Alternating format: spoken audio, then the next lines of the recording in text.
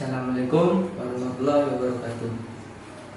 I am here to presentation my paper with the title Why do the stars twinkle? My name is Muhammad Al-Farabi Susanto. I am from Science 3. Okay, let's start. What is a star? A star is a luminous ball of gas, mostly hydrogen and helium, held together by its own gravity. Nuclear fusion reaction in its core support the star against gravity and produce photons and heat, as well as small amounts of heavier elements. The Sun is the closest star to Earth. Where do the stars come from? First, stars are born as clumps within gigantic gas clouds that collect in on themselves. The cold material heats up as it falls inward under the force of its own gravity. Second, when the gas reaction about 10 million hydrogen nuclei begin to fuse into helium nuclei, and the star is born. Energy from nuclear fusion radiates outward from the center of the burgeoning star and gradually as the gas collapses. Life cycle of stars. Stars are formed in clouds of gas and dust, known as nebula. Nuclear reaction at the center of or core of star provides enough energy to make them shine brightly for many years. The exact lifetime of a star depends very much on its size. Very large, massive stars burn their fuel much faster than smaller stars and may only last a few 100,000 years. Smaller stars, however, will last for several billion years because they burn their fuel much more slowly. Small stars. Small stars, like the Sun, will undergo a relatively peaceful and beautiful death that sees them pass through a planetary nebula phase to become a white dwarf. This eventually cools down over time, leaving a brown dwarf. Massive stars, on the other hand, will experience a most energetic and violent end, which will see their remains scattered about the cosmos in an enormous explosion called a supernova. Red giant.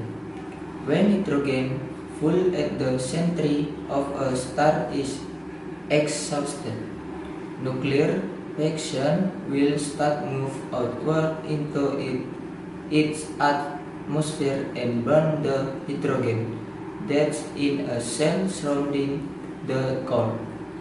As a result, the outside of the star starts to expand and cool, turning much brighter.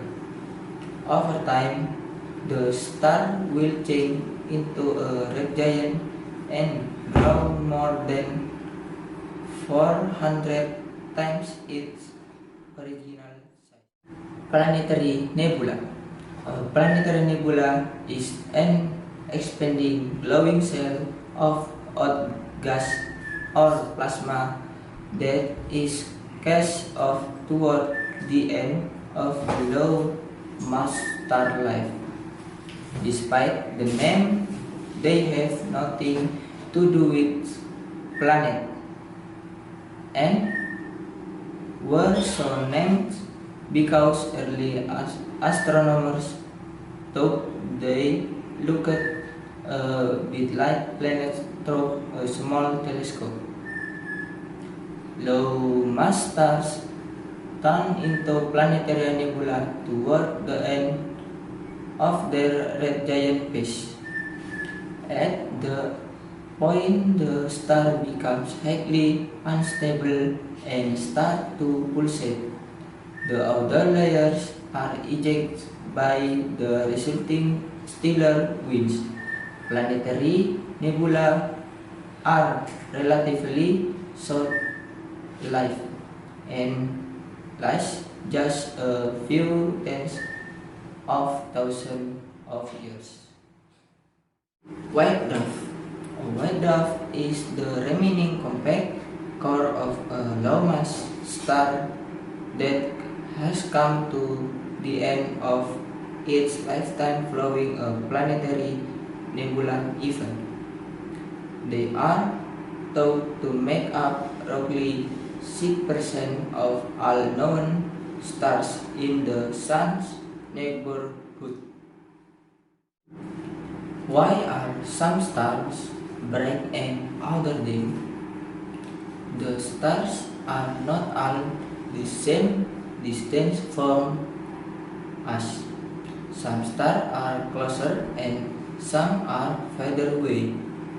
The closer a star is to us, the bright it will appear. Also, stars come in a variety of size and brightness. Large stars usually shine more brightly than smaller stars do. So, how bright a star appears in the night sky depends on its and how far away from us it is. Star's life. Star life depends on how big they are. The Sun can live for about 10 billion years, while a star that weighs 20 times as much only live for about 10 million years. Star life also depends on how much hydrogen they burn into helium. Why do the stars twinkle at night? Stars do not really twinkle. They just appear to twinkle when seen from the surface of Earth. The stars twinkle in the night sky because of the effect of our atmosphere. When starlight enters our atmosphere, it is affected by winds in the atmosphere and by rays with different temperature and densities. This causes the light from the star to twinkle when seen from the ground. I think it's enough. It's all about my presentation. Thank you very much for your attention, and I say sorry if I have a lot of mistakes, and I hope my presentation useful.